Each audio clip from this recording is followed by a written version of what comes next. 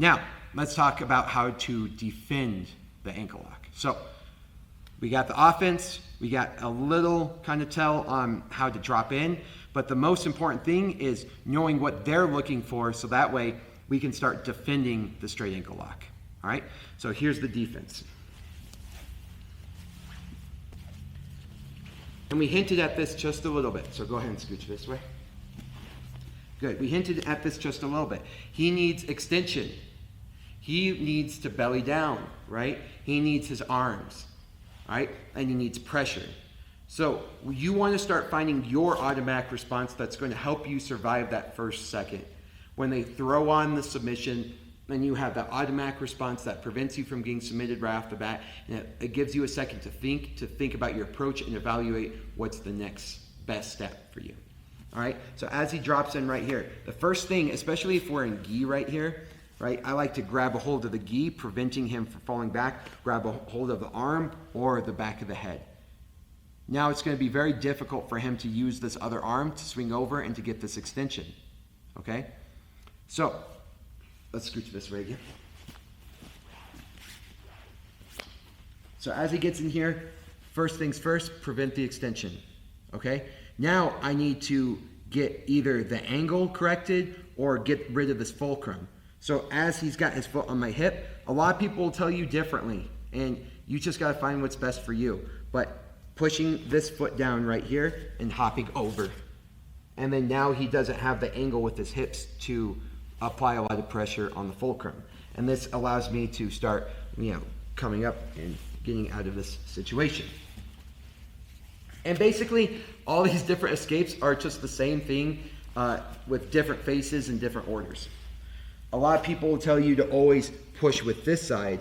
I don't like that because I always like one hand being able to grab them from extending, right? And everybody has their own preference. But either way, getting this foot off and popping over. And now even if I were to let go and you were to go to try to get the finish, it's going to be very difficult because I can move my hips forward.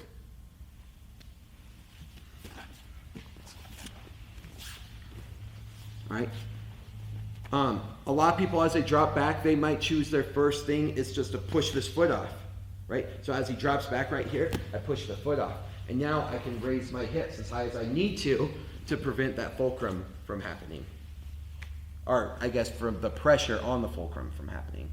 Another option is the second they drop in on it, is they stand up right here. And so now he doesn't have any extension because there's pressure on my foot, so he can't create pressure on my foot. But let me go ahead and restate that.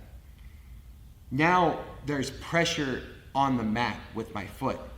And by putting pressure on the mat with my foot, he can't create top pressure onto my foot into the fulcrum, right, Zeke? Mm-hmm. So as he wraps up my leg right here, he can't extend and he can't create pressure on the fulcrum. So this might be the time to start pushing this foot off and start working on either counterattacks or the pass, as we start to do a guard pass, where I bring my other leg involved or I start attacking his leg, whatever it may be, okay? So, now that we know the offense and what the goal is, go ahead and single leg X. Oh. Good. So as he gets here, my first option might be to stop them from extending. My first option might be foot off the hip so I can extend my hips forward.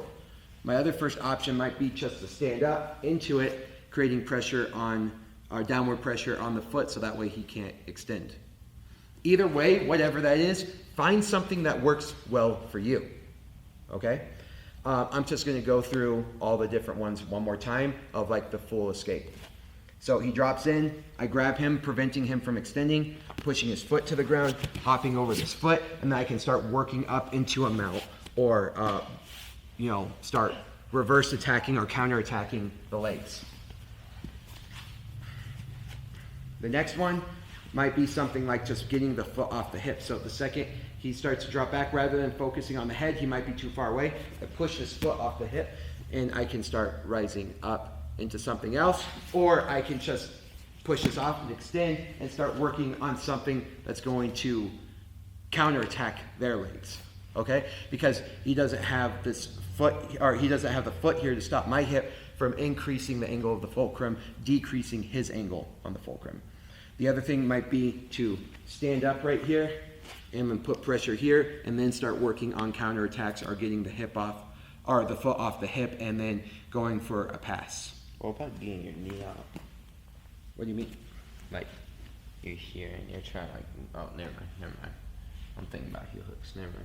Okay, so those are the major ones. Now, other people are going to tell you that they want to start using this other foot right here to counterattack. And yes, that is an option. The option, though, I don't specifically like, especially for new people, is because as they go in here and they start kicking these through, if this person is good and he's got a good lock, I'm actually just kicking him into the angle of the finish if I don't get it. Like if this fails for whatever reason, and in that first second or even microsecond that I have to automatically respond, and I use that to get this foot involved, but he's already got the angle, he's gonna get the tap because now he's got my hip blocked, I can't reach him anymore with my hands because I decided to use my foot, and if I'm going for a counterattack with my legs, he's gonna win that shootout. Okay, and when we say shootout is when we both can start attacking the legs. Who's going to win this battle? And the person who's going to win the battle is called the shootout, right? And so I don't like my first option with my leg getting involved specifically for single leg X and ankle locks. I want to stop the extension is usually my first option, or starting to grab the arms so that way he doesn't have his offensive tools in order to attack me. And then I start working towards other things. So find yours, and those are just some of the different options that we have for when somebody attacks our straight ankle lock. So again, single leg X is a version of Ashi Garami, and the most common submission from there is a straight ankle, and it's the only one that's legal at white belt